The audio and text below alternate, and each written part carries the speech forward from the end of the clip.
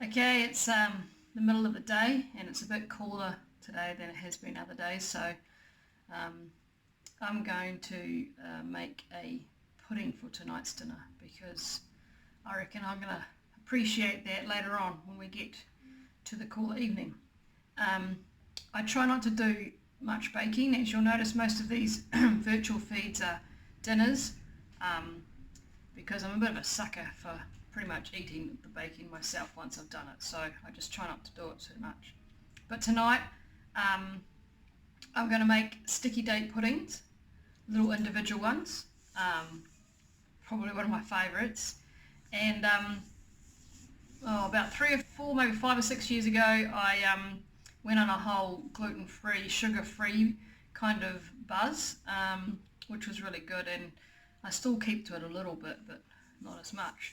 And during that time, I was missing my sticky date pudding, so I made up a recipe that is refined sugar-free and gluten-free sticky date. So it's pretty good.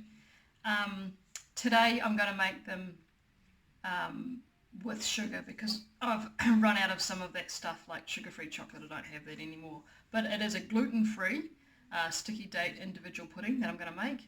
And while I'm starting it tonight, this afternoon, is because you chop up your dates to start with and then you let it cool down. So I'm going to do that now and then I'll finish it off later, ready for dinner. So here's my recipe. I'm going to halve this because this makes 12 little mini ones and I'm only going to make 6, and we'll have 3 tonight, and then I'll put the other 3 in the freezer and pull them out at another date. So So I'm going to first of all boil the dates, water and soda together. So those ones up there, and I'm going to leave to cool and then add in the chocolate and butter, and then I'm going to leave it, and stevia, which is kind of like that's a sugar alternative. So I'm going to do that bit first, and then I'm going to leave it till later on this afternoon. Okay, so I've got my water in my pot here. I've got 100 grams of chopped dates. They're going to go in. And then I'm going to put in half a teaspoon of baking soda.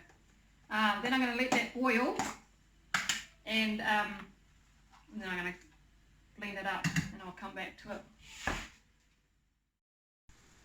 Okay, so that is the water and the dates and the soda boiling, and I'm going to turn it down and just let it kind of soften through. Dates are a naturally really sweet fruit anyways, so this is quite like a paste that we're making. It kind of smells quite gross, to be quite honest. It probably is the soda. But yeah, I'll let that cook through for a couple more minutes, and then I will, when it's soft enough, you can blend it by hand. You don't need to chuck it into a blender, or if you've got a stick blender you could potentially do that yourself, but if it becomes soft enough you can just do it by hand. Okay, so I've turned the heat off. I've let it boil for, I don't know, a minute or two. Turn the heat off, and I'm going to leave that for 5 minutes to soften down.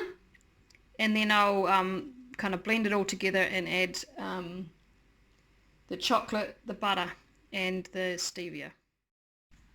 Okay, so to this I'm going to add 70 grams of chocolate. I've gone for dark chocolate buttons because it's what I have at home. But if you had sugar-free chocolate to make this refined sugar-free, then you could do that. You want to add this stuff while it's still warm so that it starts to melt on its own accord. I'm also going to add 50 grams of butter and put that in as well. Let's see. And then I'm going to add about 10 drops of this hard stuff here called stevia. Now this is potentially refined sugar free, so you could do this if you want to keep this this recipe sugar free. Or refined sugar at least. If you don't have this, don't stress, just put in maybe a teaspoon or 2 or a tablespoon of sugar You don't need heaps because obviously we've got the chocolate in there already and the dates are sweet themselves. So I'll add all that stuff in there and give it a good stir. Okay, so I'm just melting the butter and the chocolate and the stevia or sugar if you needed to. Probably brown sugar might be best if you, or white sugar, not a big deal. I'll melt that all in there, give it a stir, and then I'm going to leave it for, well, probably for a couple of hours before I make any more, but all you need to do is leave it till it's completely cool. And then we'll do the next bit.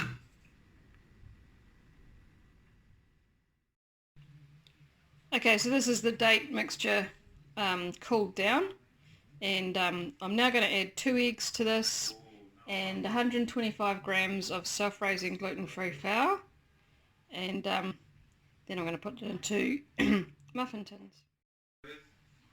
So I've added 2 eggs into there, and now I'm going to add 125 grams of self-raising gluten-free flour. Okay, so there's the mixture all ready to go. I'm just going to spoon it into these 6 muffin cases and put it in the oven, 175 degrees. Okay, so these are full. They're going to go in the oven, 175 degrees for 25 minutes. I will check though by poking them with a skewer to see whether or not they're cooked through. Just enough time for me to go make some custard.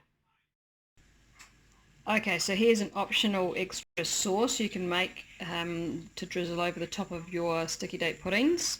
It's another 110 grams of butter, and I'm going to put in half a cup of cream, and then it calls for, well, what I decided to do was a tablespoon of molasses, but molasses is quite strong, so I'm going to do half a tablespoon of molasses and half a tablespoon of golden syrup, and then basically I just melt that together on the stove, give it a taste.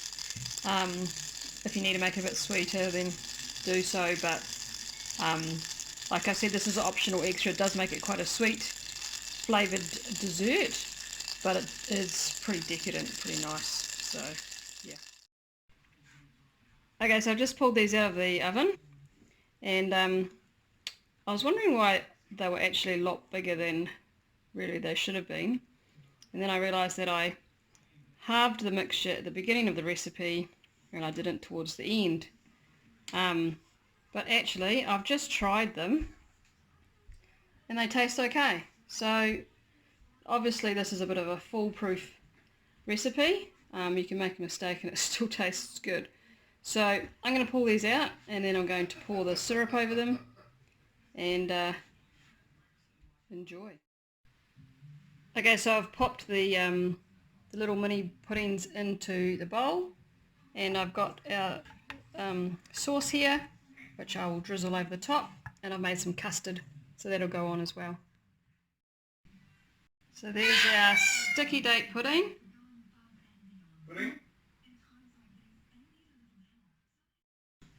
This was actually so good that I've gone back for a second, and if I just break that open like that, and then I'm going to pour a little bit more of that really yummy sauce in there.